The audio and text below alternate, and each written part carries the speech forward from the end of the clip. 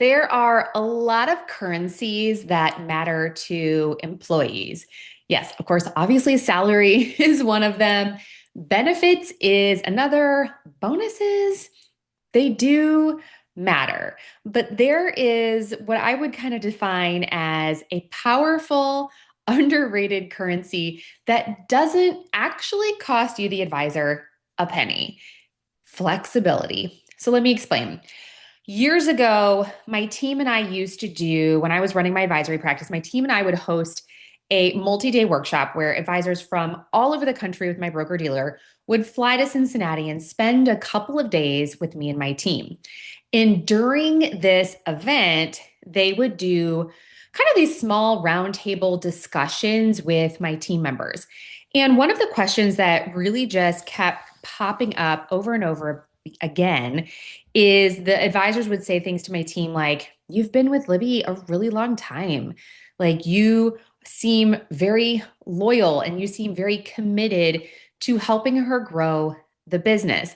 And they were pretty frank, right? That you don't own, and you're like, why do you feel like, how do I find employees like that are so committed to helping somebody else grow? You're paid well, but especially, I mean, my director of operations was paid very handsomely, but my hourly girls, they were paid a very fair, but also kind of normal wage. So the question kept coming up, like, you're being paid pretty normal. So why are you so committed? Why have you been here for 6 years, 7 years, 10 years? Why do you stay? And the answer that kept coming up over and over again was flexibility. Now, this was important before COVID. So we're talking like 2016, 17, 18, and 19. We were doing these workshops. None of them were saying that they stayed because of the paycheck, right? They were saying they stayed because of the values of what we were doing. They believed in the mission and vision of what we were trying to accomplish. And from a compensation perspective, they would say this is the best job for a mom, for an involved community member. One of the values that we had was being flexible to accommodate both a business and a life that we loved. So, one of the reasons that I became an advisor in the first place was this promise of a flexible schedule. I know y'all have heard this, right? And you wanted it for your own life too. Like, I wanted to leave in the middle of the day to go to the fourth grade Valentine's Day party. And if you don't know this about me, I make amazing balloon animals. That's a whole nother story for a different day. But my kids wanted me there to make balloon animals at their parties, and I loved doing that. And I wanted the same thing for my employees. And we often have this perception that our team is going to look at us negatively as the owner if we're taking off all of this time. And we want to also give them some of that flexibility, but there's that balance of also then, as the owner, not wanting to be taken advantage of. So I've had this conversation no less than umpteen times in the last couple of years, and it's come up a lot lately. We're getting into, in our alumni community, we're getting into a few kind of employee leadershipy CEO kind of things, and this has just kind of continued to creep up. And the sentiment out there is that I want to give my employees flexibility, but I don't want them to work from home. Or I want to give them some flexibility, but I'm worried about being taken advantage of. I've done that before, blah, blah, blah. So, what we did in my business, I called structured flexibility. So, let me explain. So, for example, we had a policy in our office. So, as you know, my office was completely closed on Fridays. Nobody worked. Nobody.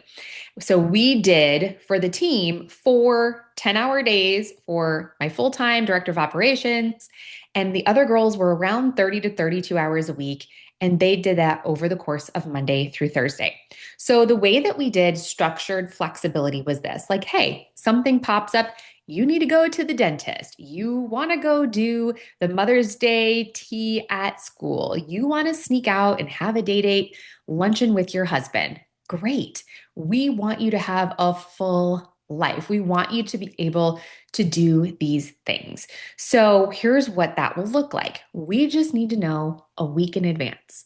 And when you put in the request, like, hey, I would love to take off between 11 and 1 on Wednesday, the 14th, to be at the Valentine's Day party, here's when I'm going to make up that time.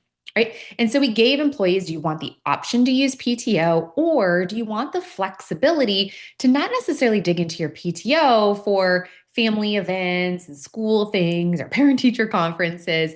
Do you instead want to just make up the time? So the team had some parameters, right? Not everybody could take off at the same time. We had to make sure the phones were covered and that our client experience was protected when clients walked in the door. But we expected them to just say, how do you want to handle? Let's verify that nobody else is taking off at that time, or that we at least have one person here to handle all of the things. So we trusted them to manage the business like the professionals that they were, with some of those guardrails. This also came in really handy, right? When a kiddo was sick from school. I personally found that when my kids were sick and I was trying to quote unquote work from home, that I wasn't actually all that productive. When I had a sick kid hanging on me, needing me to, help them find the next video to entertain them or play with them or make them food or clean up vomit and all of the fun things that you get to do as a parent. And so when an employee would call same day and say, hey, kid's sick, can I work from home? Our response always was, how about this? You can take the day off if you want and use your PTO, or you can come in and make it up, spread it out, do it over another period of time. And so let's say an employee was going to take a 6-hour day. They would just reschedule, so they could come in on a Friday and make up those 6 hours. They could do an extra hour 3 days a week for the next 2 weeks. We really left it flexible. You want to come in early, you want to stay late, you want to come in on a Friday or over the weekend and make up that time. Absolutely. And if not, you could use your PTO. So we would just give them that time and space to swap days, whatever.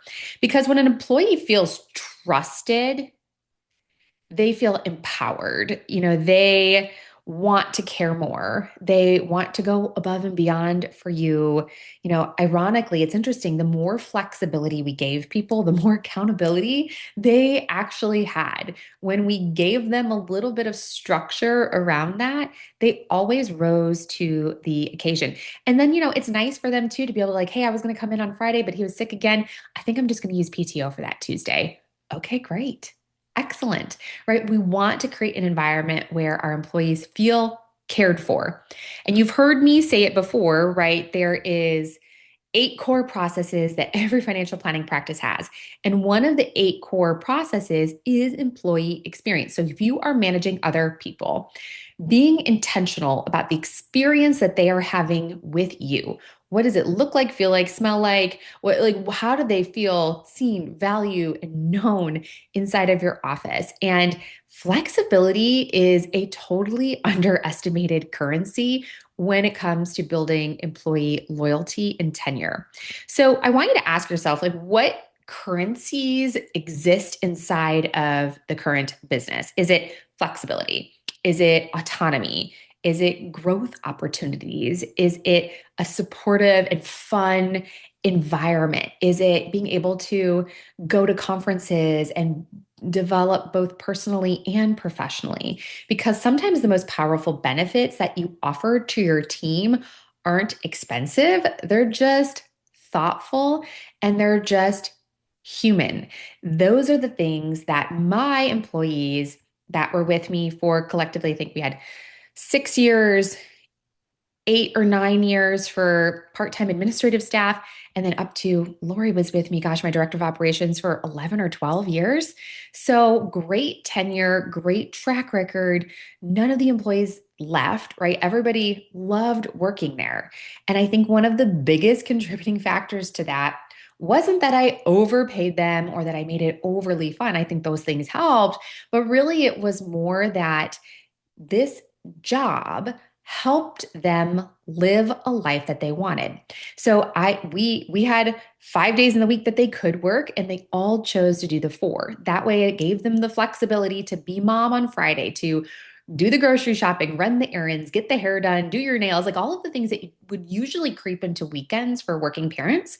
My employees were able to get that done on a Friday so that they could fully engage with their families on the weekends because that was one of our core values. So, when you're thinking about on your CEO day, how do I improve my employee experience? How do I make it attractive to work here? How do I get the most out of my team? One of the things to consider is what are some of the currencies that don't actually cost a dime, but pay max dividends?